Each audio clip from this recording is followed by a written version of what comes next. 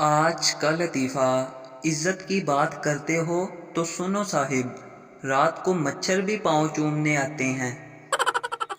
کیا آپ کو بھی یہ مسئلہ ہوتا ہے؟ ہینڈ فری لگاؤ تو لگتا ہے کہ سارے گھر والے مجھے ہی آوازیں دے رہے ہیں۔ میری امی کہتی ہیں، جیسے ویلا اور نکما تم ہو، ایسے ہی ویلے اور نکمے وہ ہیں جن کے ساتھ تم سارا دن لگے رہتے ہو۔ تہاڈی بھی بے عزتی ہوئی۔ ٹیچر، آج کیا کھا کر آئے ہو؟ شاگرد، امی کی جوتیاں اور ابا کے ڈنڈے۔ آج میں نے 60 کلو گندم کی بوری اٹھا لی۔ وہ تو اچھا ہوا بوری خالی تھی، ورنہ میں تو گیا تھا۔ موبائل ہلکا سا گرم ہو جائے تو دل کانپ سا جاتا ہے کہ کہیں امی کی دعا قبول تو نہیں ہو گئی کہ اگ لگے تہاڈے موبائلاں نوں۔ ایک اسکول میں ڈرامہ ہوا جس میں ایک لڑکی نے بوا کا رول ادا کیا۔ اس کے بعد سے پورے اسکول میں سب بچے اسے بوا جی کہہ کر کھجانے لگے۔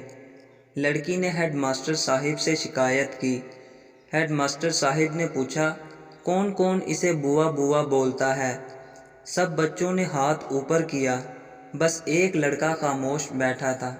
سر نے پوچھا، آپ نہیں بولتے بوا اسے؟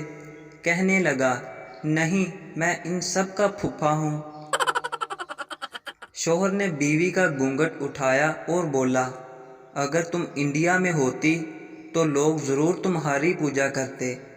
بیوی شرماتے ہوئے بولی، کیا میں حسن کی دیوی لگتی ہوں؟ شوہر، نہیں، شکل سے تو کالی ماتا اور جسم سے گاؤ ماتا لگتی ہو۔ ماں، بیٹا کبھی جھوٹ نہیں بولنا، آپ کا ایک جھوٹ آپ کی ماں کا ایک بال سفید کر دیتا ہے۔